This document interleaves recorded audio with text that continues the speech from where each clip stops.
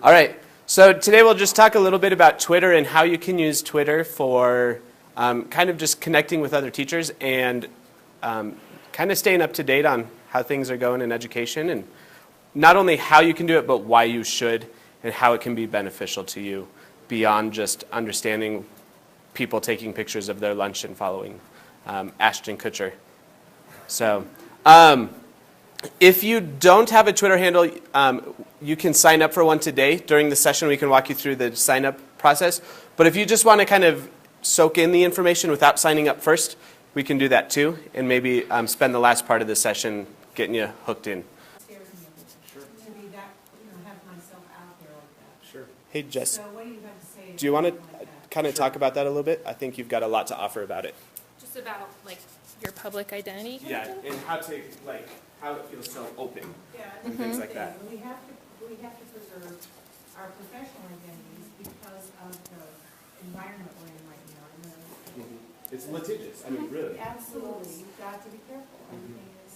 So I think that's a really good point. I also think that if we continue to let the system sort of bully us into those corners, then we're never going to be able to change the system. And so I think that because you get to choose what you put out there, it's not like, here's the other thing. Someone could take a picture of you doing anything at any point and post it on Twitter, and you wouldn't even know.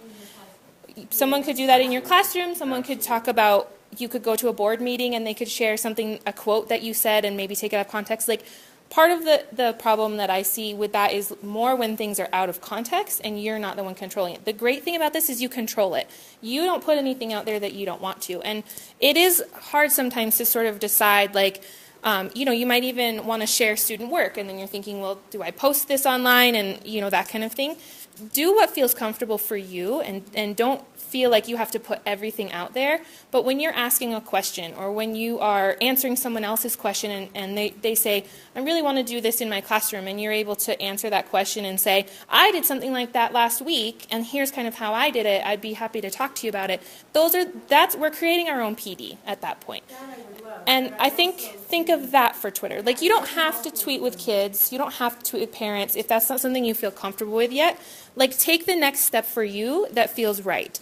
Definitely think about the fact that your kids were probably on Twitter, and that could be a thing that you could move towards. But you don't have to do all of it right now. Take a small bite and do whatever feels comfortable. So the thing that really made a difference for me with Twitter was finding that PD. Like, it's my PD every day, and I can get little bits of it, and it doesn't have to be a huge thing. I might just get one resource or one article that really pushes my thinking.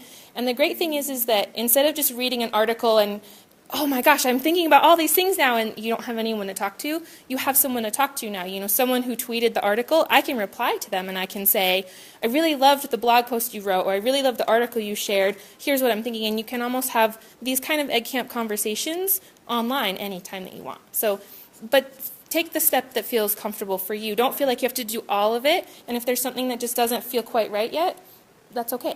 So there's where I would also say the power, you can almost take some of that power back by putting what you want out there, because then you're sharing that.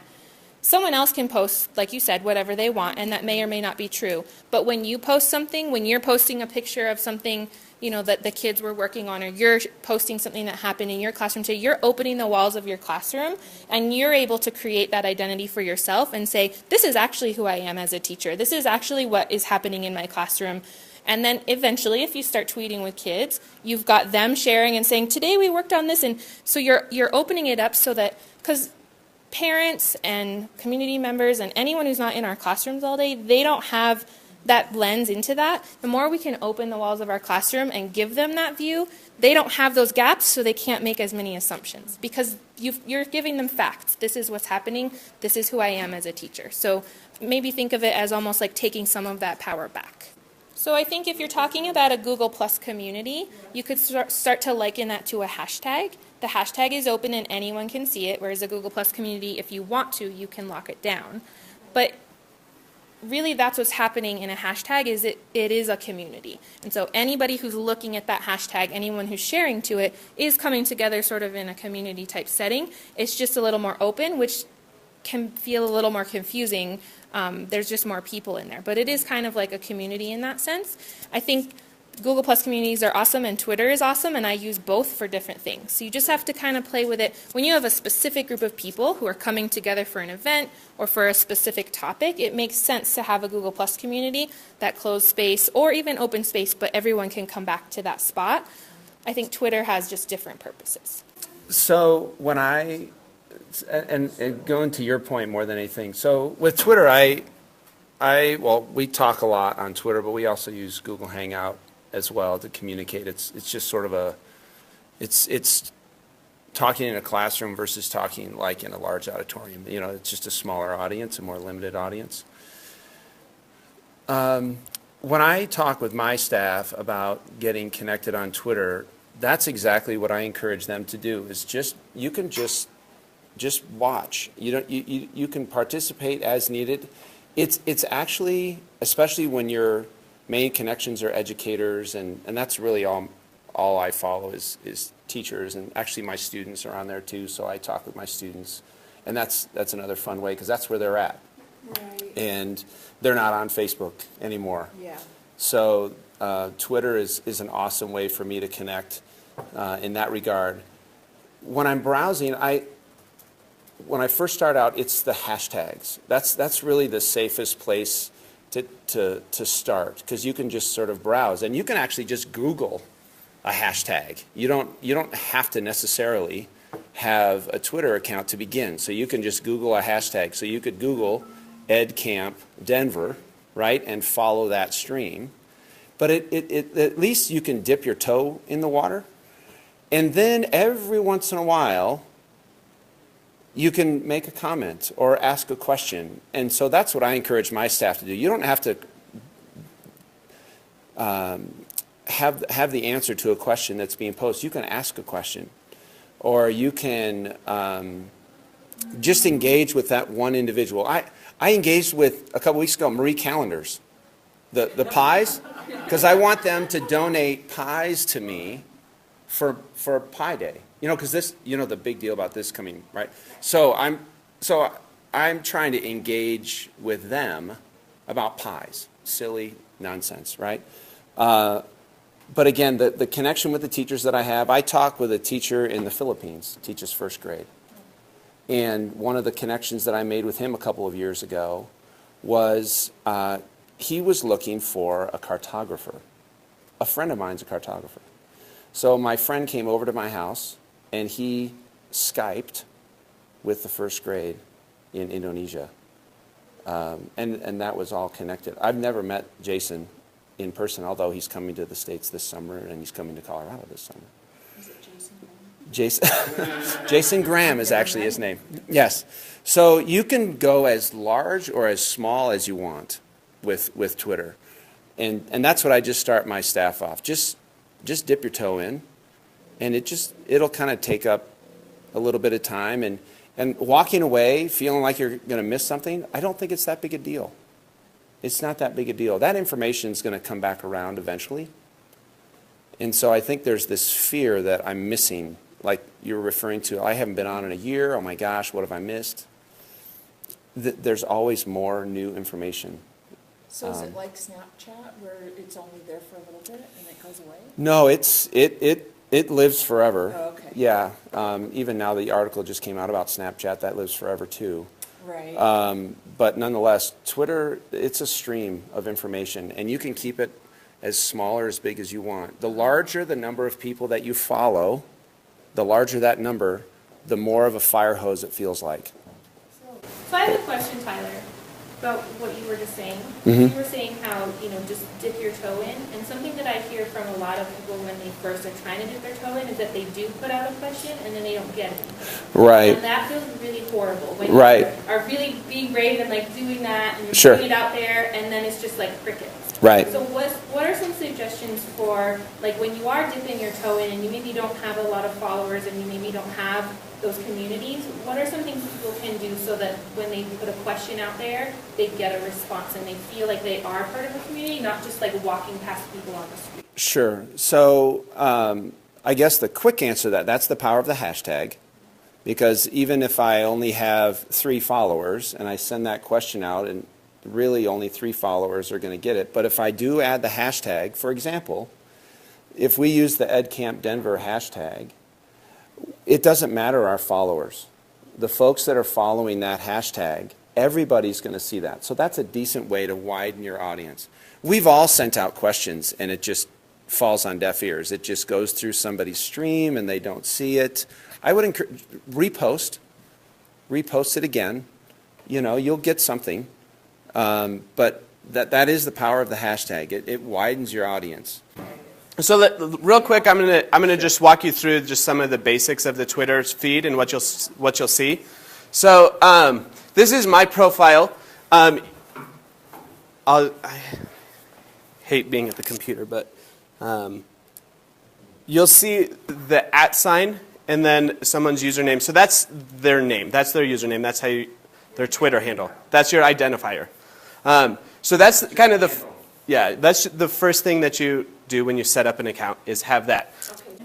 So that's one thing to note. The next thing I have up here is the hashtag or the pound sign. You'll see here, for example, Victoria Olson. She's another teacher. She's doing. She's attending an iOS summit right now. So she's tweeting about what they're learning or what she wants to talk about at the iOS summit. We have the same thing today for edcampDenver. Here is Rebecca Moeller is talking about edcampDenver right now. So you'll see the hashtag there. And that means that when she tweets that, anyone who's paying attention to this event can see that tweet. You don't have to be following Rebecca. You don't even have to know who she is. But because she put that hashtag, it categorizes her tweet to this event. So it's like a topic. Exactly. That's a great. Visit a file. Exactly. Look and see what's in the file. I like to, that's how we can categorize it. So now if we click on this, That real quick? yes. So what people are also adding to that hashtag is tons of resources. Right? So even if you didn't have a Twitter account, but you wanted access to all the resources that people are sharing, again, that's where you can Google the hashtag, and it'll populate your search with links that people are sharing. You know, so the first one I was listening to was Minecraft, and people were sending out really nice links with the edcampDenver hashtag. So they'll be there. Yep. It's archiving it for me, and I have a column on my computer just for the edcamp, so I can scroll back through there. Does that make sense? Yeah, the ats are the people and the hashtags are the file. Yeah. Yep. And so Maddie, just to show a little of the power, she tweeted with the hashtag edcampDenver, but she put in a link talking about how promoting homework completion in a standard-based grading setting. So if I'm looking at, I'm really having troubles with my students completing their homework because it's all based. Now if I click on this link, it's taking me to a resource that she is sharing. So I'm going to backtrack just a little and tell you how I figured out about Twitter. I signed up for Twitter, honestly, because it was the new social network back in like 2008 or whatever when I got into it. I was in my undergrad, and I was doing a bunch of school, and I came across randomly this teacher that I had seen on Twitter. So I started following this one teacher, and this one teacher began having conversations about education with other people on Twitter. So I started following those people, and it kind of just started growing, and I was like, wow, look at all these people having great conversations. But I didn't feel like I was a part of it. Then I saw them promoting hashtags and using hashtags to have a conversation.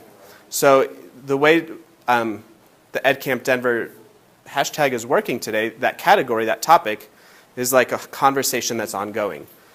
There was, back in 2009 when I first started getting into it as a teacher, I was in my undergrad as a pre-service teacher, so I was following EdChat, and it's once a week.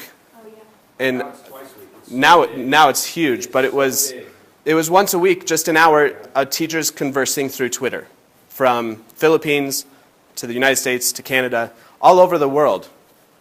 And so that was kind of my experience. And then I saw some of them starting to tweet about EdCamps, and I was like, wow, those sound really cool. I would see people tweeting, and they'd have the hashtag EdCamp, Philadelphia. I'd be like, wow, there's a lot happening with EdCamps, and I had never even heard of it. And then someone I had followed was like, check out EdCamp Colorado. And it was the first EdCamp in Colorado. And so it was my first semester of teaching, and I just randomly showed up to an ed camp. I had no idea. But it was basically all through those connections that I got connected to people in Colorado who are teaching. So you could have two Twitter accounts, like an education one and Yeah, a personal one. I have. Yeah, two username. So this is an app called Tweetdeck. It's really dark. To change it for this, but it works. It's all about Twitter, but this is my normal professional one. And then, as I scroll over a little bit, Your crazy drunk one. no, this is actually my teacher one for what I do with school stuff. And what is this called? This is called Tweetdeck. And so this is I tweet things out to my students, and I kind of follow accounts that they would want information from, or grammar tips. And then the last one I have is I operate our speech and debate team. So I have a column about just my speech and debate team. So I have 3 different accounts. You don't need 3 different accounts. I decided to keep my personal one as professional as I can. I'm not posting pictures of me drinking beer on the weekends, You're so young. right? But I decided that. So here's Tweetdeck. This is my home.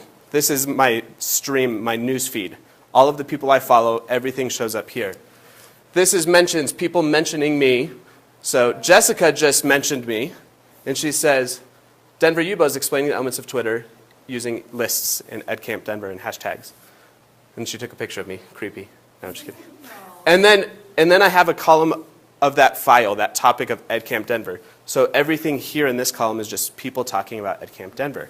So if I'm in this room talking about Twitter, I can go back, I can be watching who's in room 105 talking about something else. And if I feel like it, I can be like, oh, that sounds really great. I want to get up and move to that one. You know, there's an opportunity to see what's happening. And then this one is actually my grad school class. We have a hashtag for my grad school class because it's all about social media and digital cultures. So You said the word creepy, and is there a way to not have somebody follow you? there, you can block people. My advice is to leave your account open. One of the things that I'm learning about this semester in my master's class here is how to create yourself a professional identity online and how that acts almost as a reflection of you as a person, and our social identities online kind of act as an extension of us, whether we want to accept it or not. If you can Google your name, Yeah. chances are if you can control it, you're going to be in a lot better shape. So that's what I've taken the liberty to make sure when my name is Googled, they see what I'm doing for good. Make it as loose or as open as you want. But again, I think the modeling piece, you can't discount that, and especially so with our high school students, they'll tweet something out, and I've had some really difficult conversations with the students just about that choice. But again, that leads to awesome conversations.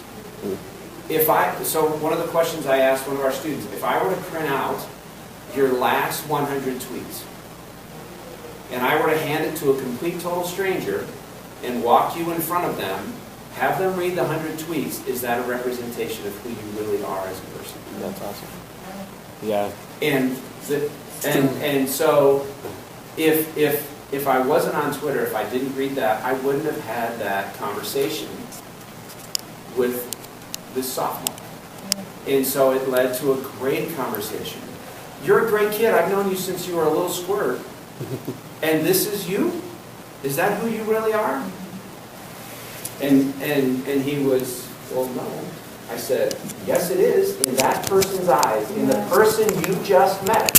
That's who you are. That's exactly Right. who you are. Well, then That is I exactly. in college. And you know what they come back to say, and this is the modeling piece that was so critical to the conversation, they come back to say, well, I'll just make it private.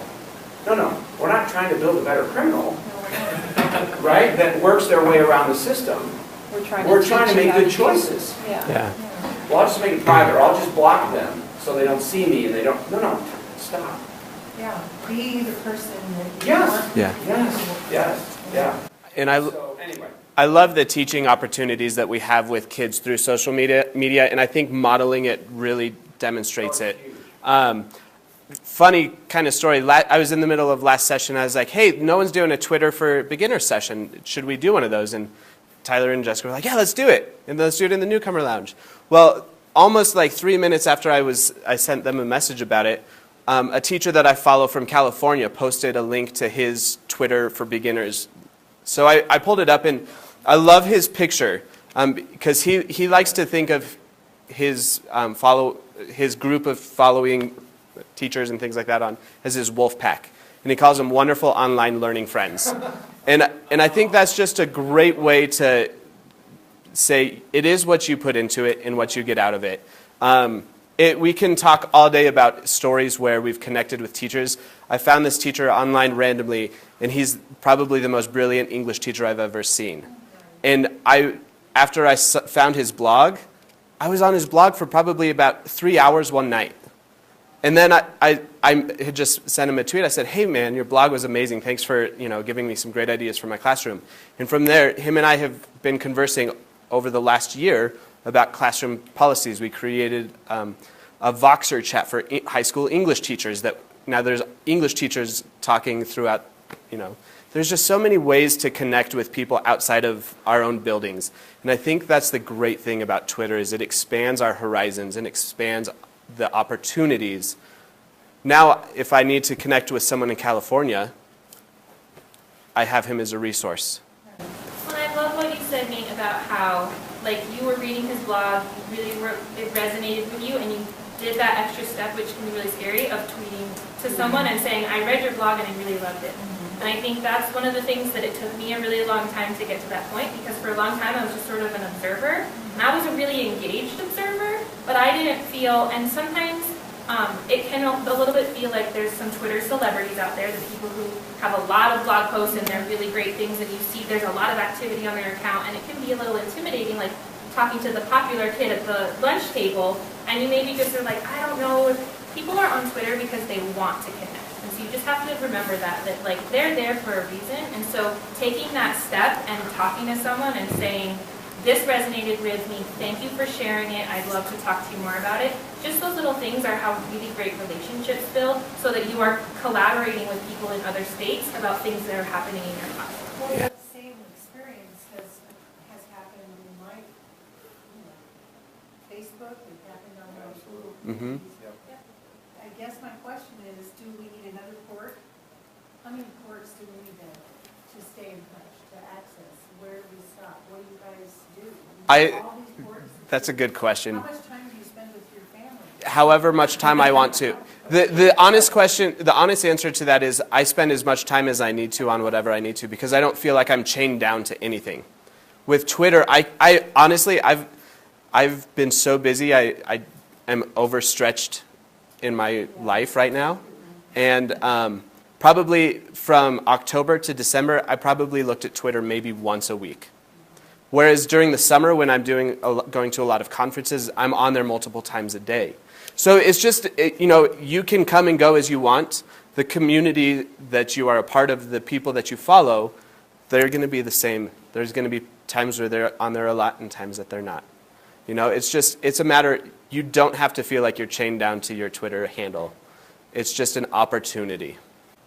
But I think, the power, and I've said it, and I think Jessica would agree, Tyler would agree, what you put into it is what you'll get out of it. Just like going to a conference where you don't know anyone. If you go and talk to people, you're going to get more out of that conference as opposed to just staying by yourself.